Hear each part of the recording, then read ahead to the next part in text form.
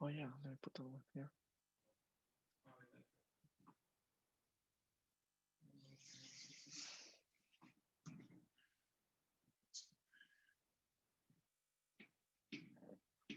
Oh my god, that's the worst picture I ever freaking take.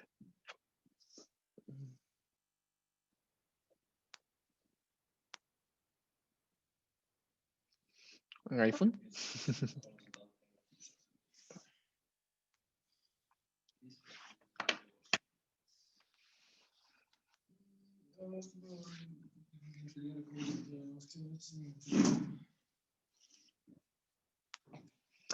Hello, hermanos. Hi. Hi, let me put it on my AirPods. Just give me 1 second. Microphone AirPods and speaker AirPods. Perfect. How are you doing? Very well. Good. Less stress after the Monday debacle about what the fuck was happening with the project, because I still remember telling, I don't know which one of the TAs I was mentioning it, I want to help, but everything that I'm reading is supposed to work, until I actually took the time to test it in a new project and then realized, okay, they're right, it's not working. And after that, I started to debug why it doesn't work. And then, okay, the object Webpack. module. Yeah, so it took me a while to actually understand what was happening. It's sort of tricky because you can't see the Webpack stuff in Create React app because it's sort of all hidden versus Yeah, doing Webpack from scratch. exactly. That's So, the cause of abstraction. yeah, but I still wanna learn Webpack because it seems like crazy complicated, but it seems so powerful. Yeah, basically that's it. I'm gonna mention a little bit about Webpack in detail. This talk is not about teaching about to code at all, because if we actually try to code everything in 5 minutes, you will not be able to see any feature from each language. I will do a couple of exceptions with two particular things, only for because they are quite important. But the rest will be basically an overview. So if you hear about it in a code interview, at least you can defend yourself and say something coherent.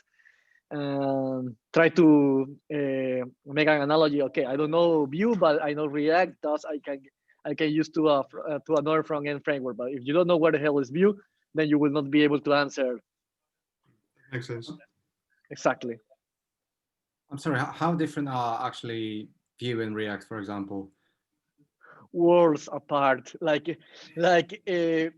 Vue is like you take JavaScript and start making more stuff to make it more intelligent. React is like somebody told the Facebook team, make a JavaScript framework, but it never showed how JavaScript looks. So they build something without the source reference, because React doesn't look like JavaScript at all. At one point, you start writing code that is like, for making a variable, you need to make the hooks, and you will see in Svelte how easy to do that relative data without any issues. So you will see, and this is the part that I hate about React. It's not that I cannot use React, but what I hate is why they make stuff so complicated that it's supposed to be so easy. And you will Yeah, see definitely. in this talk, you will see that. I mentioned that on Monday. I made a pseudo example in Vue, but it never ran because, of course, we were writing in React. But today we're going to see that in Svelte running in real time, and then you will see why React has to be so complicated. And the answer is because they can. Right. Yeah. Facebook stuff. But like, Yeah. to me, like React looks a bit like HTML on steroids, if I'm being honest. Yeah, So it's that's it. like, That's a part of the GSX, of course. The part inside the return function is an GSX is an enhanced version of the HTML part, and that part is cool. The weird things we are mentioning are, for example, you make your data reactive, you need to create a hook, and the hook process yesterday was super complicated, and you will see that in another frameworks. It's not, only React actually has this complicated schema. The other front end frameworks has a much easier way to do that. Okay, hello right, everybody else. cool. We are still 1 minute after that, because we don't know how many people will connect. We are going to wait only until 5:01 so we can start. Hello, Sif. I see Tristan and Len as well. Hello. connecting right now. Smita, hello as well. Are there any other frameworks that use JSX as well, aside from React? Good question. In fact, the new version of Vue allows you to write to use JSX because, as you can see, a React component is composed of the hooks in the top and the JSX in the return function. So yeah, the new version of Vue actually allows you to change from the normal in-house template system using in Vue to JSX. To be honest, I don't know why, because Vue allows you to write pure HTML and has a different paradigm called compute values, where basically you create a function, and whatever returns in the function will be rendered inside the component, but it doesn't mean that you can write logic inside the template itself. So you write pure HTML, and then it will be Vue will take care of injecting in the right parts and the right. So yeah, it's a totally different paradigm. So, but you can actually use JSX if you want. But to be honest, I learned Vue first, and I will not know why you will choose the JSX over the normal Vue syntaxes, because the Vue syntaxes is not a Vue syntaxes; it's pure HTML. That makes sense. Yeah, well, we are 5:01, so let's get started. Just like the normal optional lectures, there is no PowerPoint slides, but I will share my screen to see what topics we, at least I intend to try to cover. So basically, I have this list. I want to start with Sass. That is one of the most common ones that you actually have asked during this time. I will mention a little bit of TypeScript. We are not going to code at all TypeScript because, of course, we have a special lecture just for that. But I will have a quick overview. So this particular lecture is self-contained in technologies that you should actually know in a front-end development job. So if for some reason you don't know that there was an optional lecture about TypeScript, today we'll learn the ultra basic features of TypeScript here. Then we're gonna go to move forward to WebAssembly. We also mentioned this one before, but we're gonna explain a little bit behind the scenes how this works. Then we're gonna quickly mention both Mongo and GraphQL, because even if you're a front-end developer and you won't be, if you are a pure front-end developer, you probably won't build a backend, but you need to connect to a backend as well. So this backend can have a Mongo database instead of a normal database. And in another case, instead of using REST APIs to connect to a database, you probably, some companies are moving to GraphQL. So we're gonna see, in this one, we're gonna see a nice example using the real SDA platform. So this will be nice. In Webpack, we're gonna explain a little bit about this technology, what is it about. I will not be able to cover all the features of Webpack because Webpack is so overreaching, has so many features that Webpack should be like his own lecture, and that will be only covering the basics in 1 hour. Then I will show this an amazing resource that if you're a front-end developer, you should probably need to be aware of. So you can see how popular are technologies in case that you want to decide, should I invest my time into some particular technology? You will have a little more data using this website. And thanks to this website, we're gonna see these frameworks. Then we're gonna see JavaScript outside the web, what is Electron, and what is React Native. And if we have time, we're gonna show these three ones. I don't even mention what they are unless we actually manage to do it.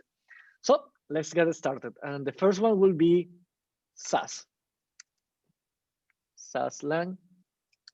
This is the web page. What is Sass? Basically, Sass allows you to write in a crude word object-oriented CSS. And what I mean object-oriented is because not because there is classes per se, but because allows you to write some encapsulation. So, for example, I have this car example inside another project. I think this project is for the SDA platform. If I actually run it, it's already run it. Let me go to localhost 3000. So this is not a 2020 platform. This is the prototype that we use as a reference to build to adapt the old SDA 2020 platform, but it's quite similar to the one that you actually have in the real website. And basically, what it allows me to do is to have a single element, and instead of writing normal CSS, for example, if I want to nest something in CSS, in normal CSS will be the car, in the car component will be something like that, curly braces, and I will write background color red. And if I want to do the title, I need to do car dot title, so on and so forth, and then color red. And that becomes annoying because if you need to go deep down in the nesting, then you probably need to go number 3, number 4, number 5. And I know that if you have some CSS experience, you know that you can actually do some smart selectors to actually avoid this drill down so much. But Sass allows you to do something totally different. Allows you to write the parent component on the very top, and then if you want to write a child component, you just actually write it right here. So it has encapsulation because in another because you are actually writing inside the card, and after you finish writing the CSS code for the parent element, you can just put anything that is a child of the card just nested inside, like image container. And this goes actually quite closer to the normal HTML syntax. So for example, if I open the card component on the site, this is not the card component of the YouTube site, by the way. This is the SDA platform, molecular card. You will see that the structure is is closer than the normal CSS.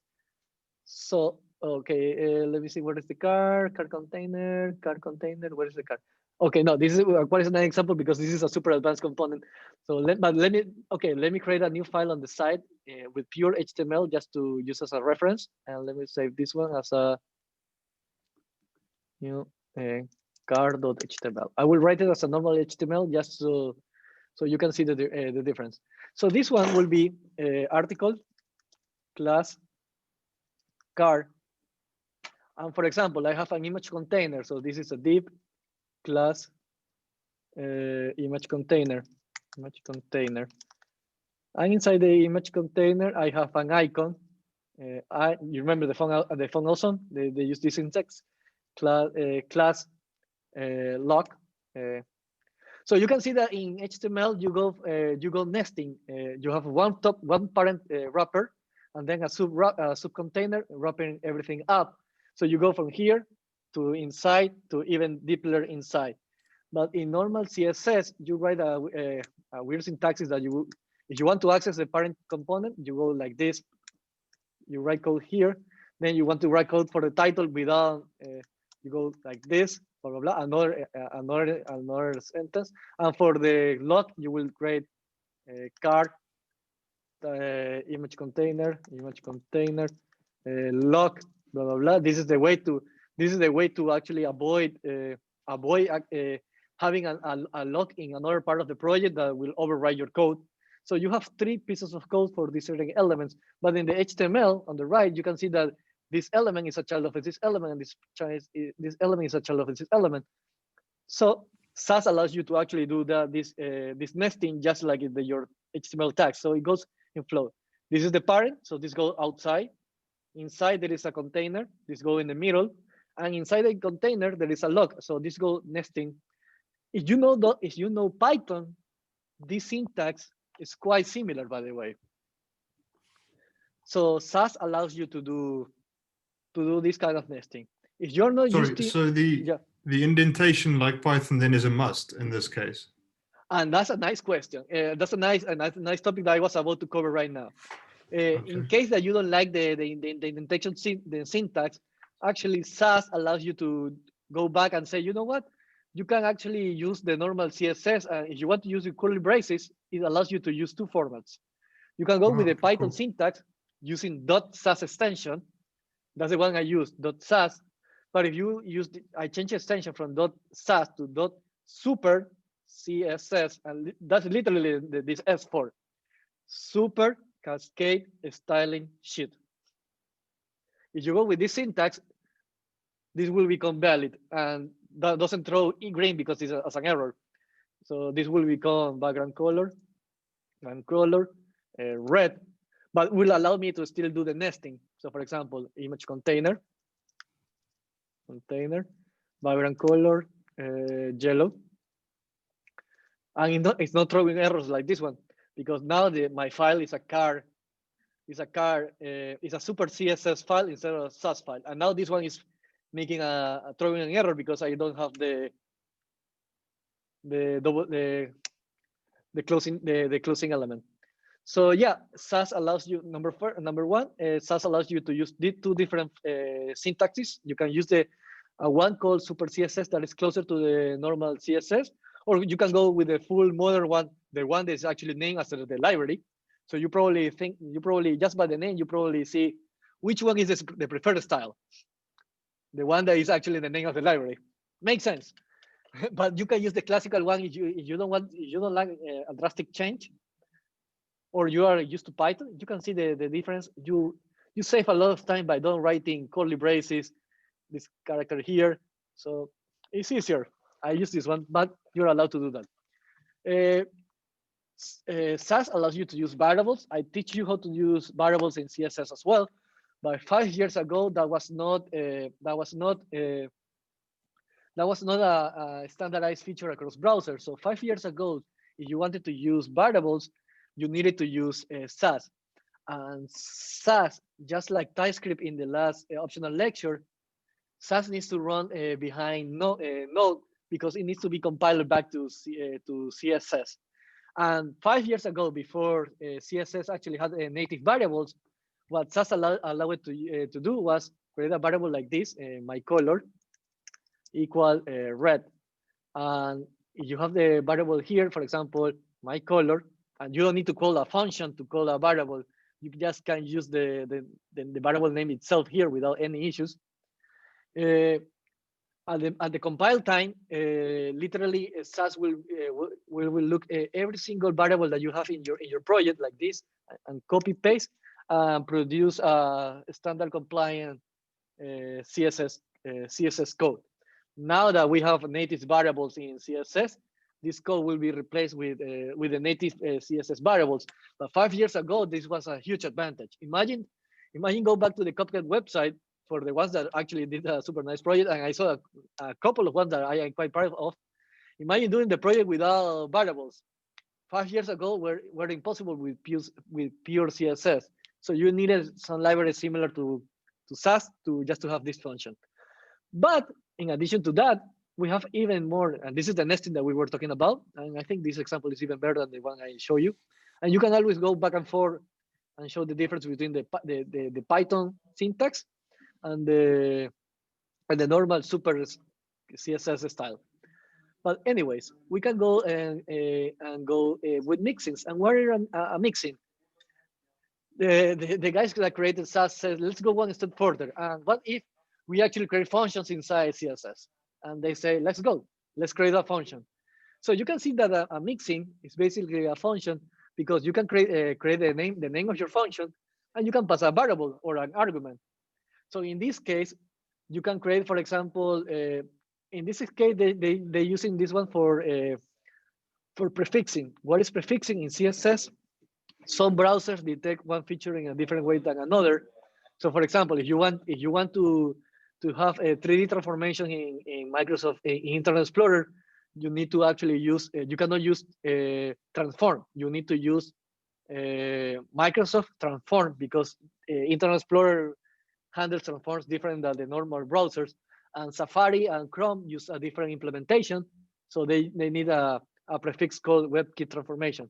So imagine each time that you want to have each time that you want to use this property, 3D transformation property in CSS, you need to write this 3 line of code because you need to be sure that it works on Chrome, in Safari, and they need to work also on Internet Explorer, and also the default, the standard open source browsers like Mozilla. You need to write 3 lines of code. You actually shorten this by creating a function, passing the property. So for example, if you want to pass 15 here, you will auto-append this, and the result will be that a compile time, SAS will create this rule for you. So you can create functions, and you can use this for creating super cool properties. So for example, you can create a, imagine that in the cupcake, let's say, you want the cupcakes and the wedding cakes have a round border, but you want that the shadow in the wedding cakes will be extra long, and the round corners in the cupcake are a little bit more round. But you don't want to copy and paste 90% of the code. You can create a function to create this round box, and utilize it, and just use an argument, pass a property, so you can see the difference. So you now you can start understand why I'm saying that Sass allows you basically to do object-oriented programming inside CSS, because once you dominate this feature, your imagination is the limit of how crazy stuff you can actually do with functions. So it's super crazy. I have seen people do something as crazy that as basing on the color of the property that they send here, they can actually change the theme of the color. So for example, if I'm writing some, and this is something that I saw in a couple of websites, that they have a white background, and they have the links with a light gray. So the contrast was quite poor. But there is some guys that actually wrote a logic so complex that if you actually send the light gray color here as an argument, they would write some functionality that actually will change the background color to make it the more contrast. Because as soon as you have variables and functions, you can start having logic inside here. So you can do crazy stuff with these ones. That's another feature that why we actually mentioned object-oriented CSS, extend and inheritance. So you can actually start making, you can start writing pieces of code in one element and then start extending elements. So for example, where do we can do this? And actually I do it is, for example, I create let me see if I actually did it in the SDA. I hope so. Let me see the button. The button is no, I think in this project I didn't use it because I only have one button. But the button example is the perfect one. You create the CSS class for the button, for the standard button, and then you start creating let me just go with let me go with Whimsical so you can actually see it into more detail. Imagine that we're speaking about code instead of CSS. Imagine that you were in Java for 1 second, and we have your button.java, and this is your standard button for your application. And then you have actually an error warning button .java. And this button probably has the typical trash can icon, and probably has a red background to denote that it's quite dangerous to click it. And then you have a success button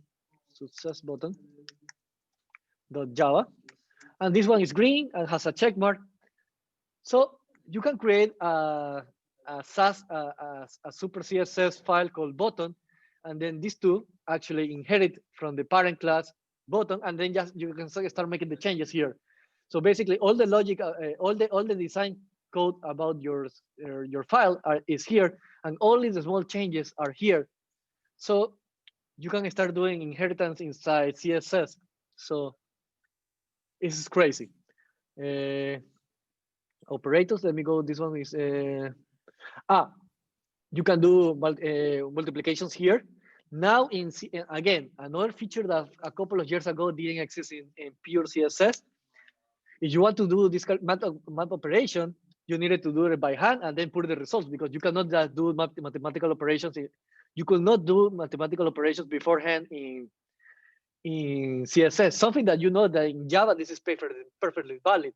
You can say 600 minus 300, and you know that the variable will be 300 again at the end. CSS didn't allow to do that.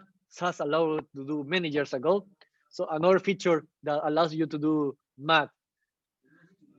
So I would love to go more into detail, but we actually took 15 minutes only one topic, and we need to move to the next one. But I just want to showcase how cool SAS it is, so you can think about to research that on your own. Of course, all the links will be given after the lecture. So let's move to the next one. Okay, I will go super quick with TypeScript. TypeScript basically allows you to write object-oriented programming code, but this time for JavaScript. Just as we are writing React code using functions, React the team behind React is moving away from JavaScript classes because JavaScript classes are quite weak. They have getters and setters, and that's it. They don't have inheritance. They don't have interfaces. They don't have enumerators. So they don't have any feature that actually makes a class as powerful as it is. So they're basically useless. So TypeScript actually solve this by actually allows you to create real classes that allows you to do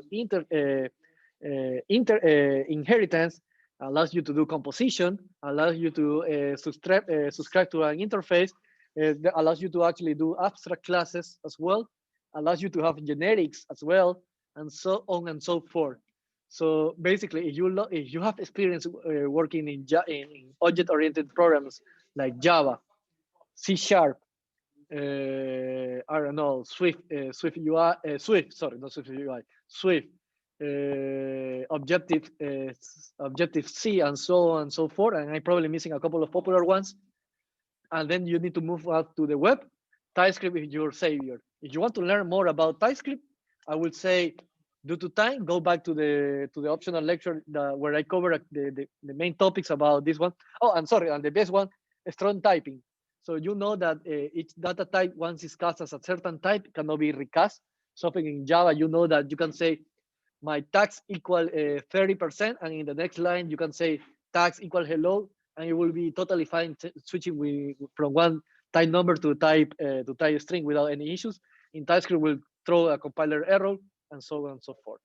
So for more info about this one, watch the optional lecture. And now let's move to the next one. I think that we're back on track on time. WebAssembly. What is WebAssembly? WebAssembly is the technology that allows you, because something important, let's go back for 1 second to TypeScript. TypeScript at the end will still be compiled to JavaScript. So the benefit of TypeScript is type safety and allows you to code in a safer mode, but it's not about performance. Your code in TypeScript, it will be as fast or as slow as the JavaScript can actually process it. There is a small asterisk about that, because TypeScript allows you to write a more clean code. That means that it will be easier to refactor. And because it's easier to refactor, the possibilities that you can see, hey, I have a bottleneck in performance here, and I can actually solve it, and thus improving the performance can be done. But that doesn't mean that TypeScript is faster than JavaScript. It means that because it's easier to read the code and easy to organize, you are less afraid to tinker into your code and try to debug it to improve the performance. But at the end, TypeScript is as fast as JavaScript, because at the end is JavaScript. So if we go to a high performance application like Figma, and we try to actually open it, just load the files, and you can see a nice performance. This is all running in real time. How they do it?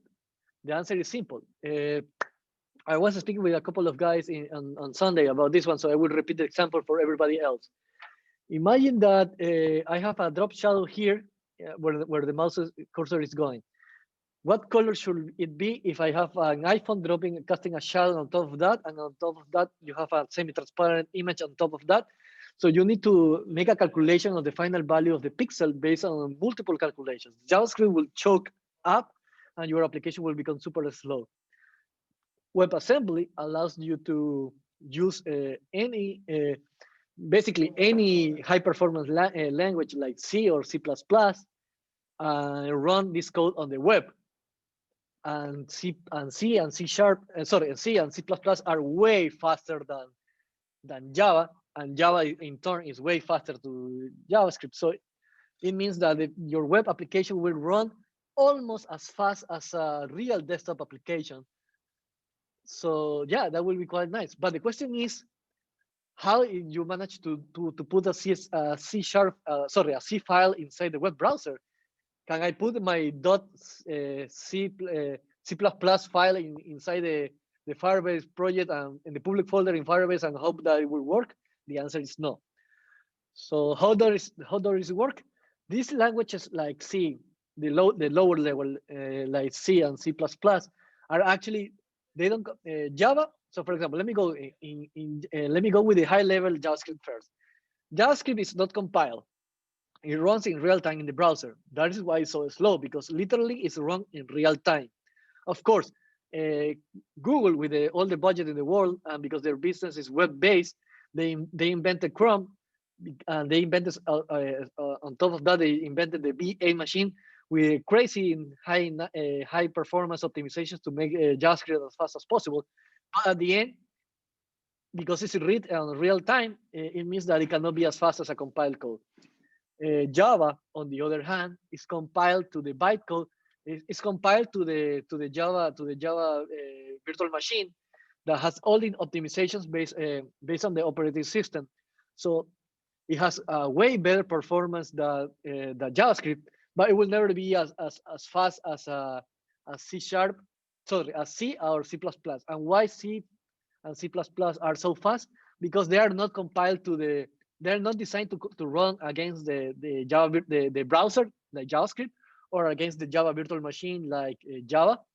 They are they're compiled to assembly. And what is assembly? Assembly is the last low-level language before you actually start writing binary. So writing in assembly is writing code directly to the CPU specifications, or almost as close as that. So when you actually write, when you, for example, you're a software engineer and you're writing a super complex application for example, Final Cut X, a video editor app, you write it using C or C++, and you don't compile for Mac OS. No, you compile for the Intel CPU. That is what is supposed to the Mac machines to run. 10 years ago, you compiled to the PowerPC processor, and in the next week, if everything goes well, the new Macs with the new CPUs will be announced, and then you will compile to the new ARM processors. So WebAssembly is a new compilation target. So when you open a project in C or C++, instead of saying I want to compile for an Intel processor, this is an Intel processor. x86 is Intel and AMD. X6 X64 X64. I think it's something like that. X64 is the 64 bits version of x86, or RMM is there for mobile devices. So these are compilation targets, and there is another compilation target now called WebAssembly. And this one is supposed to be way faster than the Java one, the Java virtual machine, but of course it will not be as fast as compiling for directly to the CPU chip itself. So I will put this in performance scales. I will say this from slow to fast. It will be JavaScript interpreter in the browser. This can be further break it down. Internet Explorer had something called Trident that was really bad. V8 is quite good, but at the end, it's still compiler. This will be the Java virtual machine. Java virtual machine. Remember, if I go lower in the list, it will be faster. In this case, this one is an old one. Is the Java? Is the Flash? The Flash in runtime environment. They have their own. The Flash player was their own virtual machine. It was quite slow. Java was way better. Here we have WebAssembly, and of course, in the lowest level will be compiled directly to the CPU. Compile directly to the CPU. So yeah, I'm actually being so I'm telling you, The web can be faster than Java nowadays. I don't say that because JavaScript is faster. No, what I'm saying is that if you actually want to be a desktop Java developer, you actually want to be in performance in the web, you can cheat by actually using C or C++ and compile it to WebAssembly, and this will be actually faster than Java running in the virtual machine. Why has then sorry I interrupt, but why has then JavaScript become so popular for web instead of just Java? Why didn't they start using just Java for web if it's faster? Yeah, that's a nice question. The reason being, this is a good question. I think it's really about negotiations about that. I think that it was Sun Microsystems that they were the owners of Java at the time, around 95, and people wanted to. The first version of HTML didn't have the first version of the web that Tim Berners-Lee, something like that. This is the creator of the internet. He actually only created the HTML, the CSS, and the JavaScript came way later. The first version of HTML didn't have the first version of the web didn't have interaction at all because it was designed to share information. Like the link was the only interaction to go to one web page to another. The web was not designed to be a platform to make applications. It was to share information. Wikipedia will be the perfect example if we didn't have JavaScript in the web. How the original creator of the web intended the web. Imagine Wikipedia. Wikipedia only has links. It's a quite nice website. And then they don't have JavaScript for anything fancy. So yeah, that's the perfect example of what was the original website, web designed. But because people started to use the web, people wanted to demand more features. Remember the first iPhone against the newest version of the iPhone? People were happy a couple of years ago with the screen, with this screen size, and now everybody wants the screen to be bezel-less.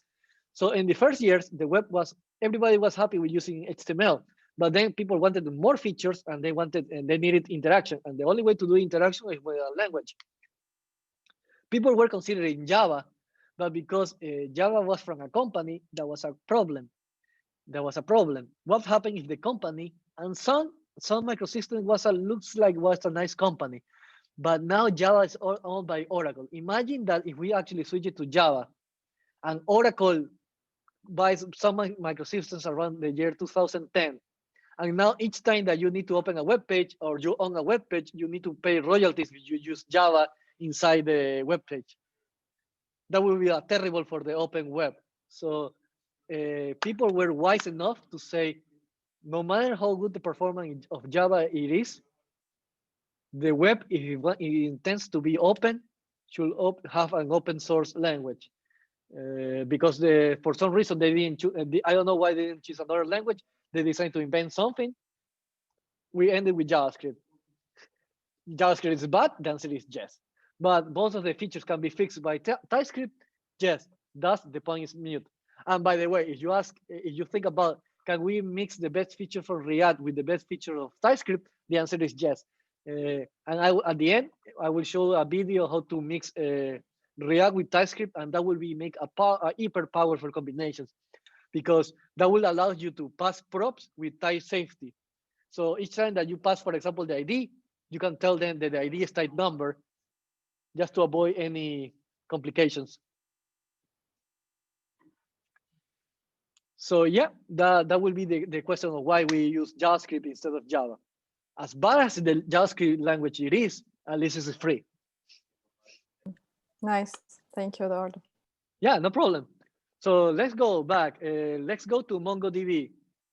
Okay, I think that most of you know the traditional database model where everything is a, well, no, this is not definitely a table. Let me show you a really obsessive table so I can use an example. Let me see, web stack, web tech stack. Let me see. I don't even remember which folder is this one. Okay, well, this is a nice example of a table. You have your columns, and everything is perfectly organized inside the tables. And you can be even super strict and tell rules to never allow to save information that is empty. So for example, I can activate a rule to say, warning, you cannot save this in this one because this column is empty. So this is a traditional database model. But on the web, sometimes you need to experiment. You want, sometimes, especially on mobile, you want to be fast. So this traditional database approach has the advantage of security, of course, but the downside, and you know, database handling is quite slow. So imagine instead of storing your information inside a table that is super hierarchical, super strict, and super slow, you can basically store information as disorganized as you want in JSON files and retrieve the information super quick. So you make a trade-off between structure and safety against raw speed. When you have a website like, for example, Instagram that needs to open millions of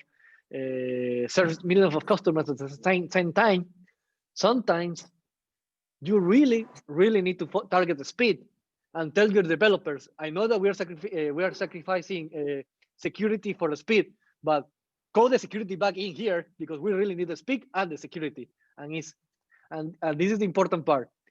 It's faster to make a JSON file secure than to make a traditional database fast. I don't say that it's easy. It's a pain, and all the backend developers here, right behind the room, are laughing at this son of a bitch is telling that. That's the truth. It's possible, but you cannot make a traditional database fast. But you can make a JSON file secure. It will be a pain in the ass to debug, but it's possible, and you will keep the speed. And if speed is critical in your application, then these kind of databases are a nice recommendation. So what is the most popular database format in a non-traditional database is MongoDB. This is the leader standard, MongoDB. So I will go in MongoDB. So as you can see, this is how your information is stored. That's a JSON. Oh, I didn't read the column on the right. I wasn't looking at this one. But this is basically, you're storing information as JSON. And the benefit is that it's so fast that trying to make a query, because the problem with the query is that you need to access the database, run your query command. The query command needs CPU cycles and needs memory cycles as well. And then just extract the particular row or columns that you need. But if each register is a separate file, a separate JSON file, you just tell me, bring this file, and that's it. And trust me, even if, for example, in a traditional database, you only need to retrieve this one, and you're in a database like this one, first you need to filter down. Imagine that you have 1,000 registers. There you go. You need to, first of all, filter which row that you are accessing, and then see which column that you want, and then just throw the file. In JSON, will be faster to just, you know what, bring this file, and then in the front end, just I will send you the entire JSON file. I don't need to filter down because I don't want to waste CPU cycles in the server to create a copy of this file just to extract this value and then send it back to you. No, I will send you the entire fucking file, and in React in the front end, just filter down this key for you. So again, speed. It sounds super messy, and I know it is messy, but if speed is your main concern, this is a change of paradigm. So I know that during Programming Foundations, we teach to be super organized, and I even spend the first hours in mandatory lectures to teach you to be organized. But this one is telling you, you want speed, you can make your project faster by sacrificing all the organization and go as fast as possible. But you are sacrificing security and organization for the sake of speed. So if you need it, do it. So let's go back to the next topic. Let me close this one. You didn't see this one. Now let's go to GraphQL. Well, we just mentioned another way to store information instead of a traditional database model, What about replacing the old REST API model? The old REST API mode, is a get command. You call a get command. You want to put information in the database. You do a put command. If you want to update something, you have a different command for the update, and you want to delete, you have another method for that one. Imagine if you actually can change. Imagine that you can change the database, no matter if it is in Mongo or in a normal database like MySQL. Imagine if you can, if you actually, instead of making REST APIs, you can actually write JSON to write into the database. That will be crazy. It will be super fun. And that's actually possible with GraphQL. So to explain this one in detail, I will actually run an example of the SDA platform. Let me open the SDA platform. SDA platform, login. And I will change, for example, this one. I will change this one. So let's modify it using JSON, shall we? Let me open the. Luckily, it's okay that you see this link because you need to be authentified as a teacher. So there is no warning. There is no problem that you actually see this this website. So, for example, first of all, I need to see the ID of this particular project. I will say, oh, I think it's this one because it's Wednesday. Yeah, this is the one. So, for example, November. Yeah. Somebody say something. What? Yeah, I was just reading November the 4th or something. Yeah. Okay. So Never mind. Yeah, we know that this item with ID number 182 is the package tracking app. We can actually see it by. Let me do a quick call. Yeah. So this one is the name package tracking app, and you can see that GraphQL allowed me to see an entire traditional relational database as a JSON. Look, this is JSON. And I hope that you are not scared to see JSON anymore after the tips that I told you in the morning, that open a spreadsheet and start copying each ID and start to analyzing in detail, and then you will lose the fear of reading that one.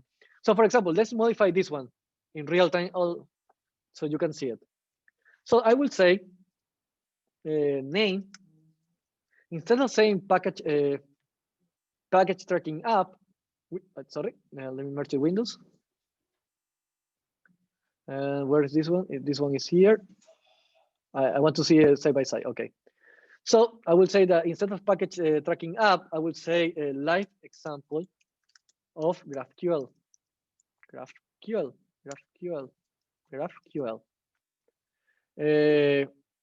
I can save it. And on log date, I will say, I will just for a joke, I will say, just so to scare the people in the other outside of this optional lecture, I will say no, the deadline is November 3rd at 18 hours. I will press save, and it's updated. Let me see. So now the project has become live example of GraphQL. Now instead of a log date, we have the deadline for today in 20 minutes. So yeah, you can do it by writing JSON, and that's why it's so powerful. Of course, let me go back and change it back, because if somebody sees this, it will freak out. So this will be it was pack. Just leave it as it is. That will be our sweet secret.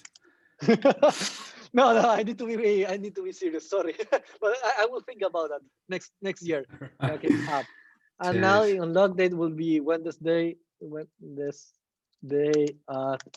12 hour. Wednesday at 12. I will press play. There you go. Let's fix it. And all these properties are also an icon. For example, if I choose, I can choose the icon. Of course, the only way, by the way, you think that, by the way, is this has a super complex system that with a calendar inside. No, as soon as I do this and press play, it will be unlocked. So and then the instead of padlock, you will see the icon. The icon, for example, the icon is simple as is passing a string. So for example, file alt, and this is a different icon. I can choose the category. For example, category was, let me see the properties, material links, and I can see, the type. The type is document, and based on and this is an enum, by the way. These ones are not writing as a string. You actually, in the database, they are sanitized based on a status list, on a predefined list. And if GraphQL actually see that you write a type that is not valid, it will not allow to write in the database. So it actually has security built in. So as you can see, GraphQL is way better than traditional REST APIs. And if you raise the question, if the GraphQL is better than REST API, why do we teach REST APIs instead of GraphQL? The answer is quite simple, because the market doesn't use GraphQL that much yet. In a couple of years, this one will become the norm. I really hope so, by the way. In fact, this one is so future far ahead that I was thinking about moving this one to the optional lecture from tomorrow that is called Future Technologies. The reason that I decided to move it to this one for optional one is because this is not something new. This has a couple of years in the market, but it hasn't become the standard. This one, the MongoDB, on the other hand, it's not that it's less popular than the traditional SQL database. It's that only projects that actually needs high performance switch to this one. So, for example, Uber doesn't use traditional databases. The only way to keep the tracking of the vehicles in real time so fast is to actually, instead of querying a traditional database, is just to create thousands of files for the cab driver on the flight, and then at the end of the day, just delete the files that you don't need anymore.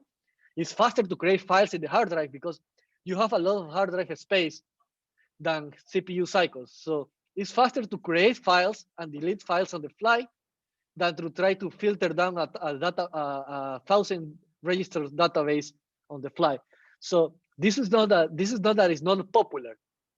This is if your team knows that it's a speed critical, then your senior lead developer already is thinking about this one. So I don't want to say that this is not popular. I think it's the better word is niche. And this is the one that actually did not catch as fast as it should be. Did not catch on. But this is way better, and this is why we use this one in the SDA platform. But trust me, we really wish that if the market was 50-50, 50% the job market actually wants REST API and the 50% wants GraphQL, we will say focus on this one because this one is better, and we prefer to train better developers than teach a little bit of one and a little bit of both, the other one. But unfortunately, the market says 90% REST API, 10% GraphQL. We need to teach REST APIs. So okay, let's move to Webpack real quick. So okay, I will actually cut short in Webpack, but let me show you this word real quick. Webpack.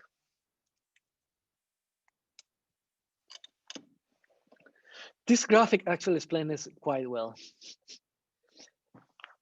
There is a lot of files that need to be compiled. Remember, SAS need to be compiled to CSS. Sometimes you can import dependency import files in different order. In traditional JavaScript, the order of the elements was crucial. So, for example, I think in the to-do list, when I broke the project into projects, I told you put the other class files, because they were not class, they were just files. Put it before the final script, because if the final script tries to run first before the other files are downloaded, it will crash an error because it will try to call functions that doesn't exist in the memory yet, because they don't exist yet. So Webpack takes care of checking all these interconnections and see what is the optimal way to import your files. So you can import your files in any order, and Webpack will take care of creating the final correct order without issues. In the to-do list was quite easy to understand. The point of entry is script.js, and we need to import the other files first because otherwise we will throw an error.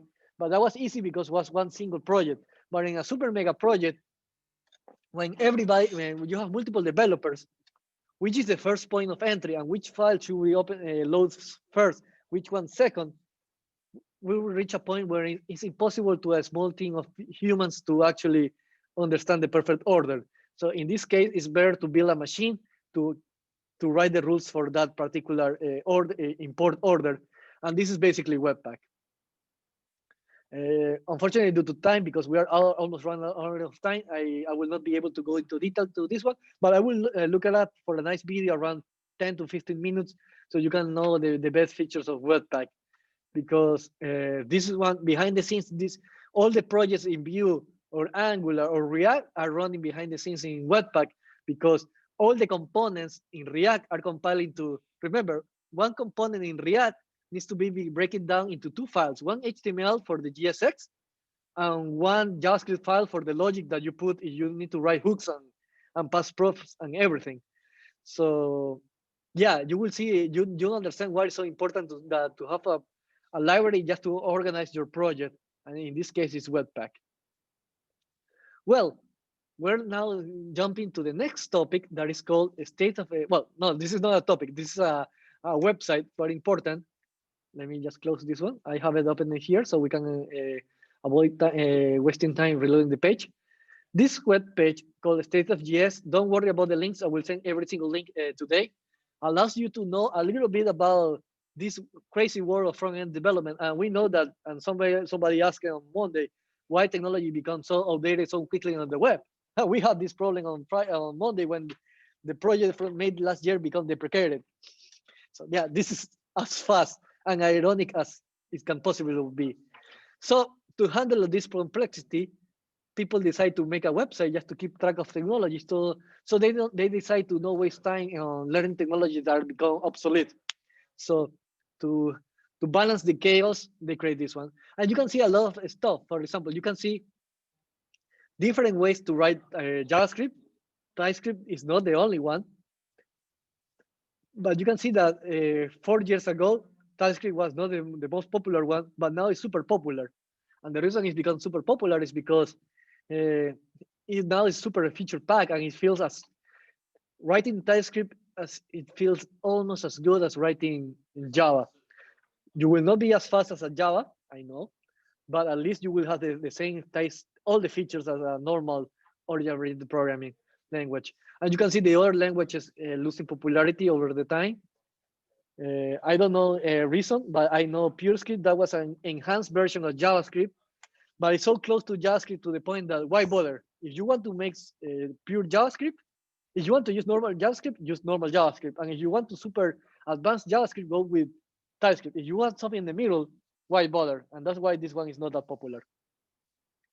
We can see the front-end frameworks to building complex applications, and we can see the popularity chart, how it's changing. So let's see this one.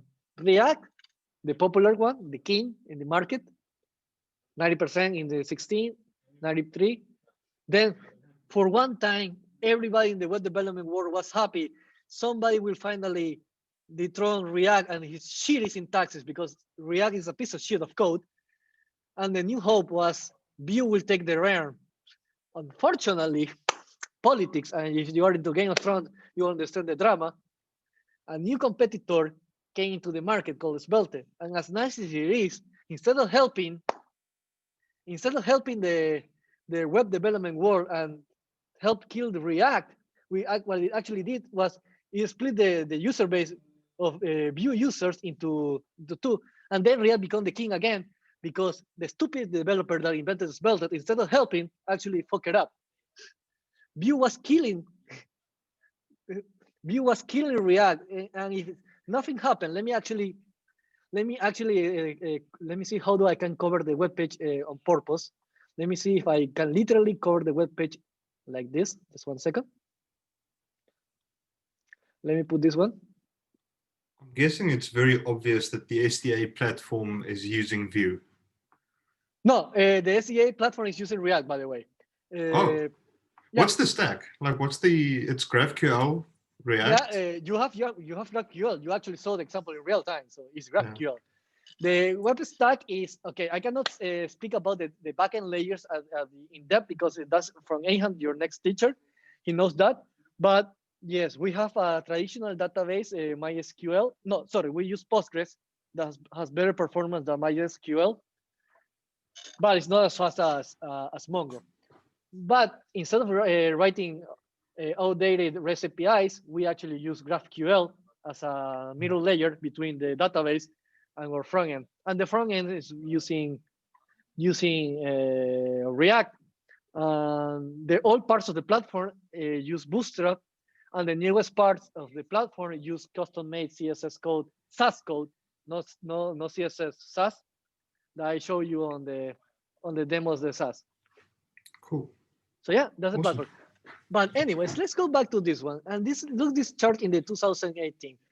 Let me put it like this so you don't see the downward spider. This was like the beginning of a new era in the 2018 when finally somebody wrote a framework that was popular enough so people started to switch from React to Vue. Because the Vue syntax is so weird, and you will see in 1 second when we're gonna see an example of the other frameworks, how they write the reactivity, you will see why people were hating React a couple of years ago, and we people were willing to move from Vue in a max exodus, until the creator itself wanted actually, instead of helping, actually fuck it up, create a new framework, and basically mess it up. So basically, I will use the political campaign. I will not endorse either candidate right now, but let's say that you don't like Donald Trump. So you want to vote for Biden, and everybody's voting for Biden, not because they think that is a better candidate, but because they hate Trump. And then they come Michelle Obama, and they want to help the Trump as the president, and she also launches a candidate, her candidate. So instead of helping Biden dethrone Trump, what people actually, what will in reality will happen is that people that hate Trump will split the vote between Joe Biden and Michelle Obama, and the result will be that the people that still will vote for Donald Trump will win, because you will have 50% of the vote for Donald Trump, and the other 50%, instead of being for Biden, will be 20% for Biden and 25% for Michelle Obama. So Svelte, with all the best intentions in the planet, actually fuck it up. And now React is the king once again in the market share, and that's why we need to teach React in the SDA. But let's see Svelte, and let's stop hating Svelte for a second, and let's actually appreciate how beautiful Svelte it is. Because to be honest, it's quite nice. But the problem is that it was released in the worst time possible. We really needed to wait a couple of years until the React was dead, and then somebody can say, okay, Vue, you are good, but I think I have a better framework, and I will release a new framework called Svelte. So let's see this fancy Svelte framework right now. And let's show you the example. Just let me load it 1 second. I will modify the code. I will simplify the code even further, just so you can see it. So you can see in Svelte, you can see your reactive your variable called lead count equals 0. This line of code looks 100% like JavaScript. This one looks like JavaScript as well. Function handle click. It doesn't have an event handler. It's okay. And then you see the variable count. Forget about the red color. This one is the same one as this one. And this one is basically, I will make it even easier. Count plus 1. There you go. It's the same thing. And then on the button, instead of writing an event listener, you say on click, call this function. And I will click it. And as you can see, this is a reactive variable, because as soon as I change the count here, you can see that the variable they change here as well. So if, for example, if I create a p tag here as well, so this is reactive. This is a reactive variable. By the way, the reason it's slow is because it's actually compiling in real time. And I will say count as well. Count, sorry. Count. And if I click here, look, it's synchronized. And it's the same syntaxes of JavaScript. You don't need to create fucking hooks in Svelte. And Vue was easy as well. And you don't need to write JSX. This is normal HTML. You want to do the logic, you do the logic here. You don't do the calculations here like in React. You don't pass props like crazy. You only inject, this is called injection. You only inject the final rendering value, and that's it. And Vue was quite simple. I don't have an example right now. I have projects in Vue because that's my favorite framework, by the way. And I built one project that win an entrepreneurship project cup here in Sweden using Vue. So Vue is great. And Vue is quite similar to Svelte. So now you can understand when I fucking hate Svelte, not because it's bad, because the stupid guy launched the fucking library at the fucking wrong time. He needed to wait a couple of years until React was fucking dead.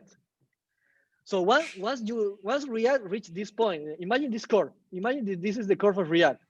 Once React goes like with this, then launch your fucking library, Svelte guy. You made a huge mistake, and it will take years. We're gonna suffer with React at least 5 more years, thanks to this guy. But remember, this guy, don't write angry tweets against him in Twitter. He didn't have a bad intention, but the road to hell is paved with good intentions. But you can see how beautiful. Imagine that the entire last week that we spent learning HTML, CSS, and JavaScript, and then the next week we'll say, you know what? We're gonna make your project more complex. You will need to learn to do this. And that's it. Because 90% of your JavaScript knowledge is still valid. It will be beautiful. It will be beautiful. How does that handle state in a similar way to React, or? Not gonna lie, I'm more proficient. I can answer that question in Vue, not in Svelte, because I am not proficient in Svelte at all. So I don't know actually what is happening behind the scenes. So okay. I will be honest, I don't know. But if you ask me that question in Vue, I will be able to answer it. We'll YouTube it. Yeah, but yeah, and by the way, so if you say that React is 40% similar to JavaScript, and you can see that Svelte is 90% similar to JavaScript, I would say that Vue was 80%. That was good enough. That was good enough. That's the reason that I so angry with this library, not because it's bad. It was let Vue survive the battle with React, and then focus on this one. But anyways, that's not the word's not like as you want it to be, it's as it is. So be it. Now, because we are out of time, we can either cut now or I can skip Vue, and I want to mention mobile and desktop, because I want to mention Electron and React Native. For Electron, let me open Electron, yes.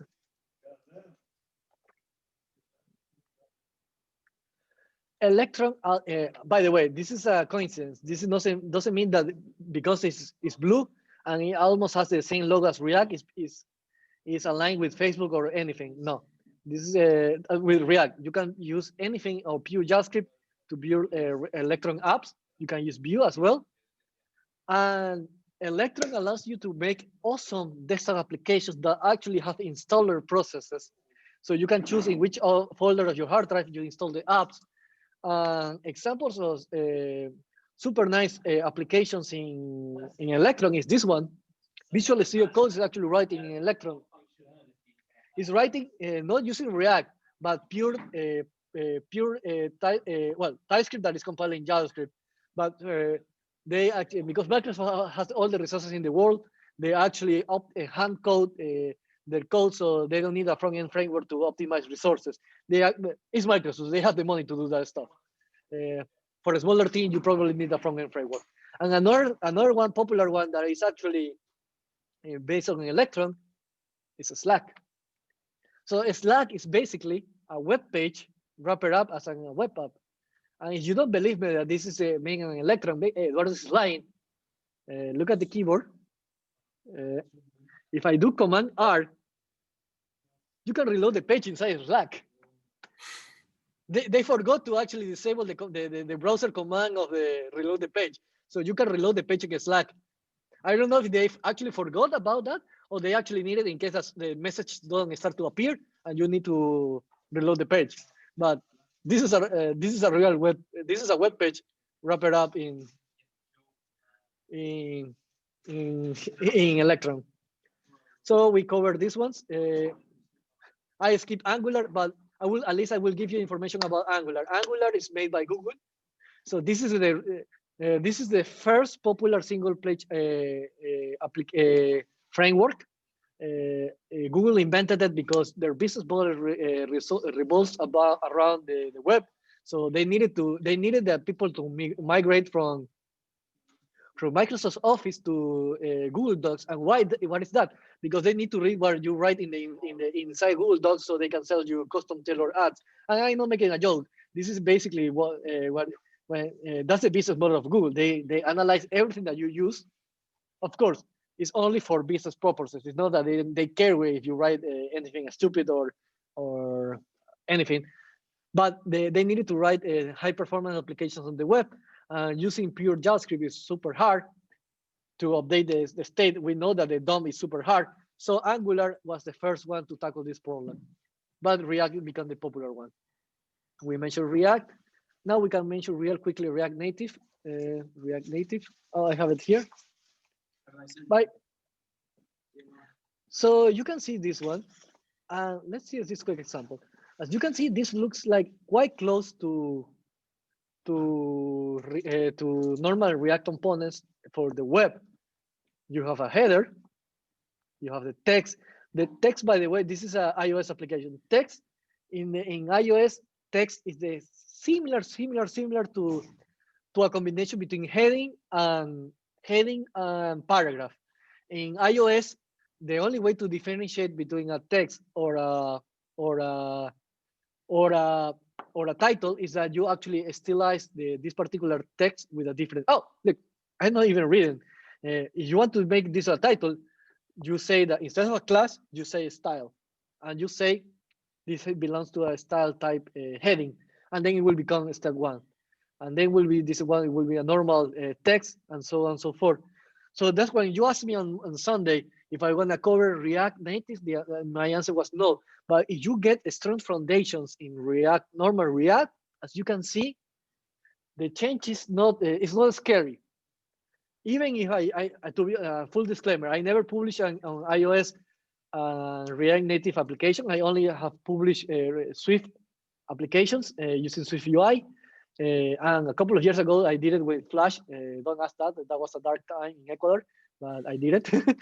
But this syntax is quite close to React, the normal React. So you will need to read this difference that, to be honest, are not scary. You can create your own cheat sheet about something like that. So for example, web,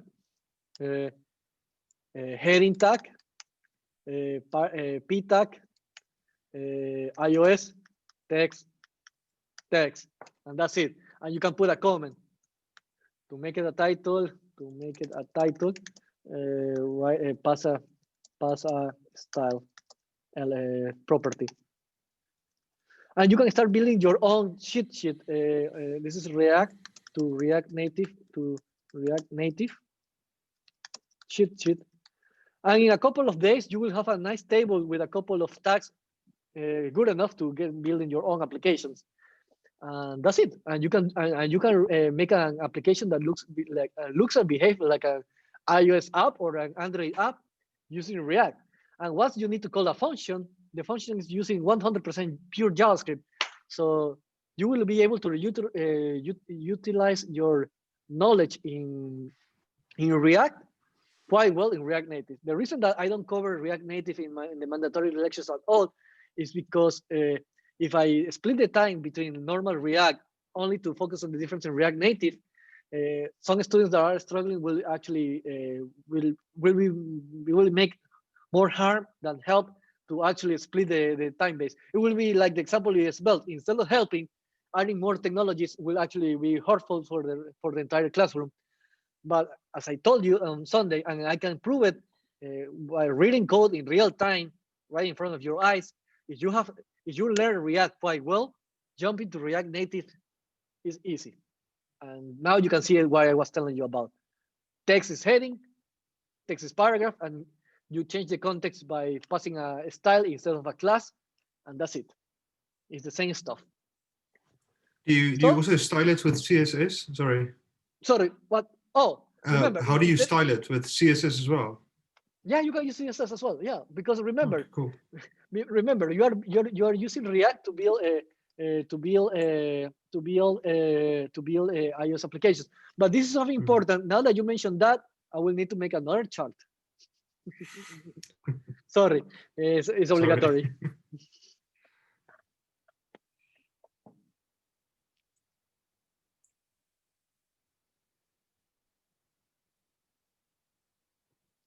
And this is probably a chart that I probably should have it done in the very beginning.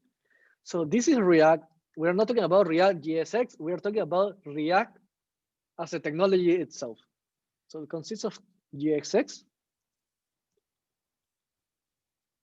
And when I mean JSX, I don't mean a file called .jsx. I am talking about the technology of enhanced HTML tags.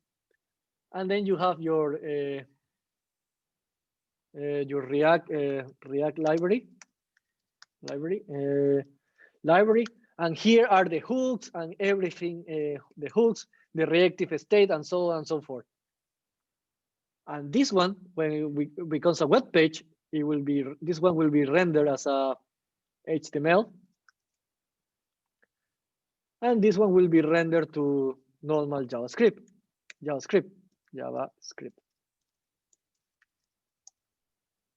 And this in turn will be unified into a web page.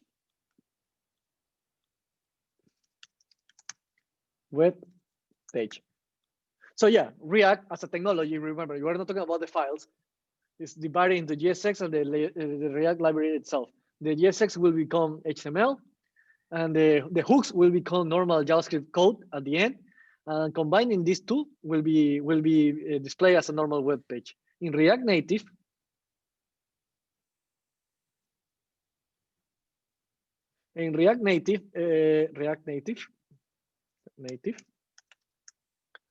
and this is important, React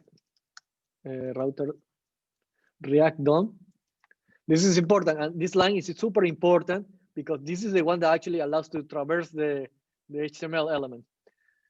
And in the React Native, you have JSX, but instead of having the DOM, the React DOM, you will have a iOS or Android stuff, and this will become either iOS native components, and this will keep it the same. So instead of a web page, you will have an icon and mobile phone, this one as well. There you go.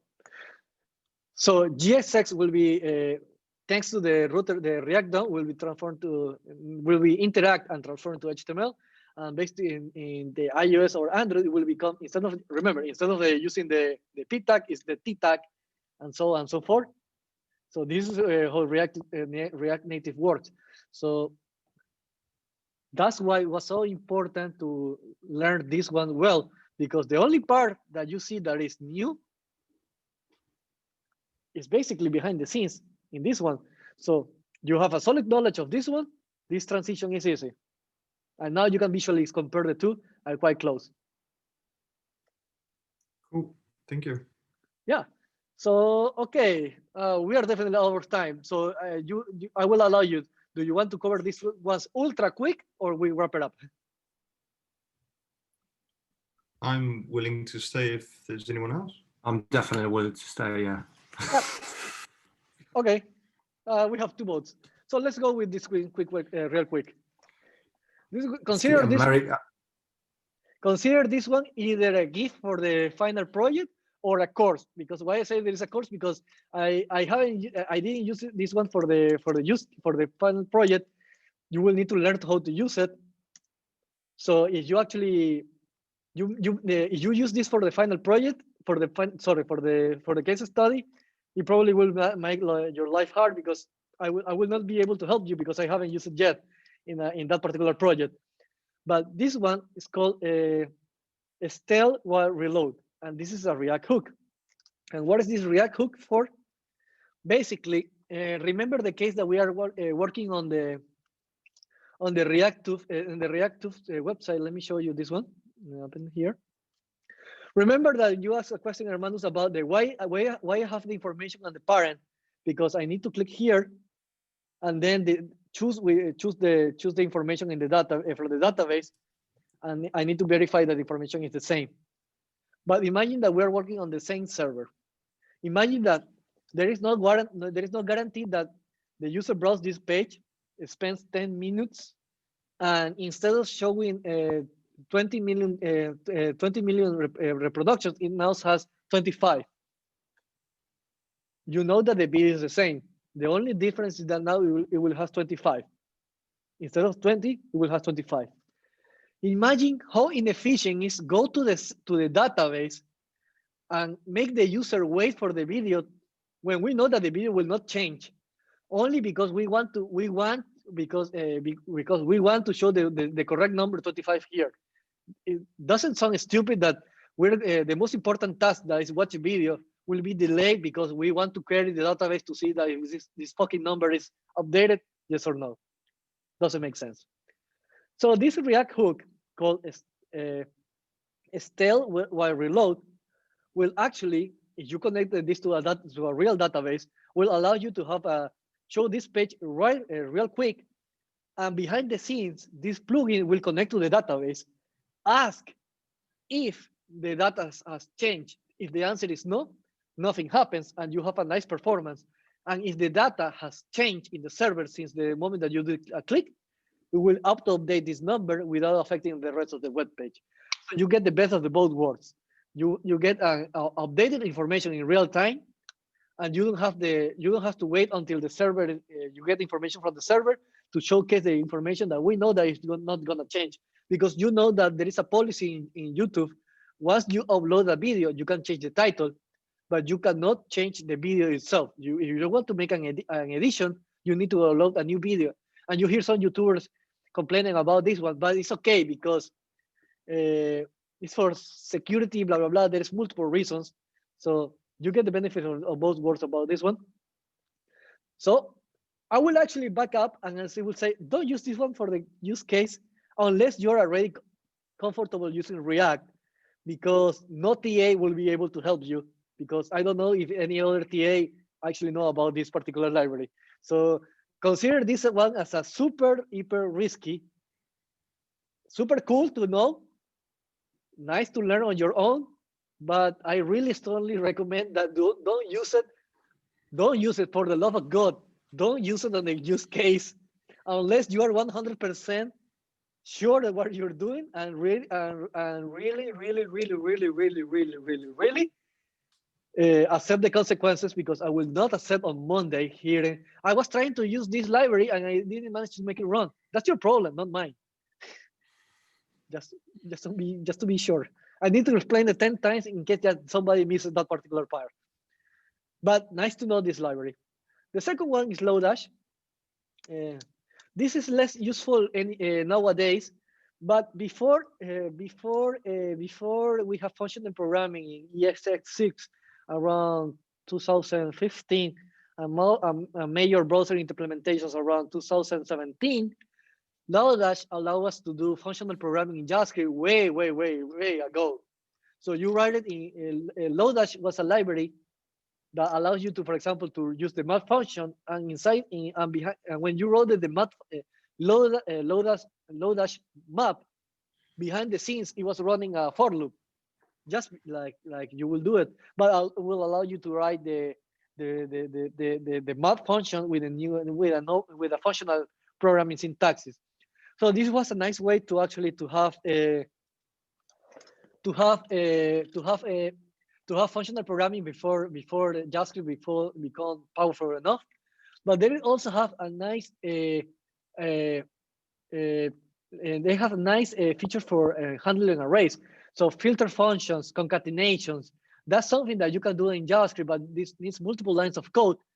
This one has you covered. So it has a lot of predefined functionality that Java has in the libraries, but JavaScript doesn't have it. So this is basically like the complement of this is the complementary library of JavaScript that it should have. And it started to have little by little. I would love to have to mention a couple of features into more detail, but let me go, if I go to a similar one underscore core ES. It's a similar library to Lodash. Basically, so for example, something as stupid as first between this array, it returns the first one. And you know, hey, I can do the same with variable 0, but can you do the same with the last? You can say, no, Eduardo, I can do it. I can just say array dot len, and in the next line, I can say array open braces and say the array dot len. But you can use last. It's faster. So they have a couple of you can flatten an array, so you can fuse arrays together. Merging operations usually require a recursion. You can skip a couple of recursion scenarios by using flatten, and a couple of so there's a lot of libraries. Lodash and underscore are quite similar. I know that Lodash is more popular, but let's be honest, I definitely just see the underscore library. The underscore has a better documentation, so I can just jump into the examples right away. So yeah, these are complementary. So if you need to work, so for example, once you graduate from the SDA and you enter a job as a front-end developer and you need to manipulate a lot of arrays, probably underscore will work the time to actually check it out to see if actually all the code that you're writing can be simplified by a couple of method calls from these predefined functionalities. So this is a time saver. And before 5 years ago, it was wonderful if you wanted to write functional programming. And the last one, I will copy this one just real quick.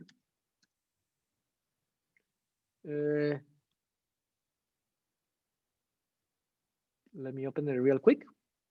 And you can see that it's hosting in Firebase. And for some reason doesn't open, but anyways, imagine that you want to use reactive data without using Svelte, Vue, or React, and you only want the reactive data. You don't care about you're okay using add event listener and the normal, and you want to manually put the elements on the DOM. I don't know why, to be honest. You know that the DOM is really bad. As much as I hate React, I can applaud React to making the virtual DOM. The virtual DOM is excellent. I cannot complain about that. But imagine that you only want the reactive data. There is a library for that. This is reactive JavaScript, and it will give you, if for some reason, or imagine for you work for a government project that they don't want to use React because it's for Facebook, and they don't want to use any framework because, for example, be from China, I don't know, they're afraid of that, and they don't trust Svelte. They want that there is a contract that it needs to be pure JavaScript. You can use this library because this is not a front-end framework. This is only gives you the reactivity in pure JavaScript, and that's it. Something to consider by. I don't see that. To be honest, I don't see any scenario where you actually will need it. But it's something that to mention it just because it exists. So with that out of the way, any questions? I have a question. Yeah, go ahead. If the SDA was hypothetically 2 weeks longer and you could choose any other technology to teach us as well, what would that technology be? In the web development course or in general of the SDA? Let's say in general, and I'm asking that in the sense of if we go away and we have our own extra time in January or February and we have some time to learn something, what would you recommend we spend some time on? If that's not necessarily covered. Yeah, that's a nice question. Okay, let me give me a moment to brush it up that answer. Okay.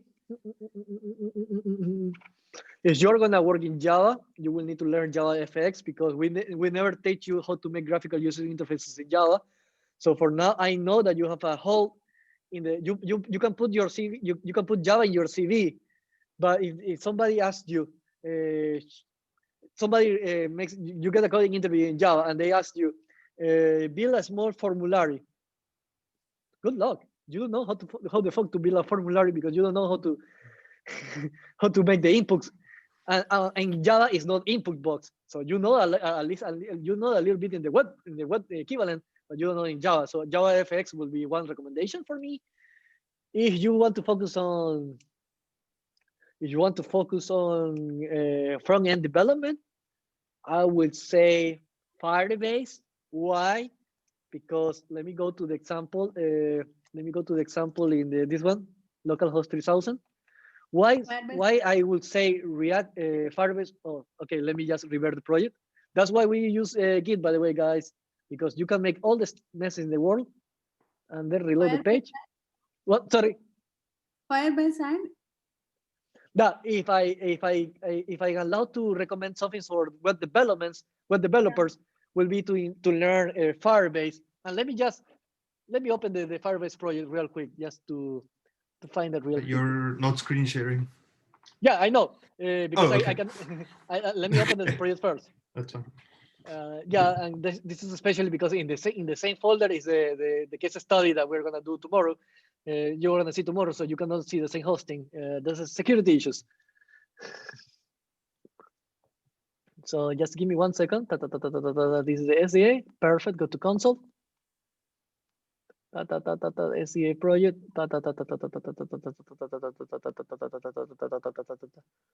To hosting. And now that I'm inside the hosting, this is the admin LL view. Just give me 1 second. There you go. Now I can share the screen once again. And I see one question in the chat. I will open it in 1 second. Just don't worry. So okay, this is not the real SDA platform. This and you can see it because you don't see the real case studies. But this one was a demo that I built in 1 weekend using Firebase.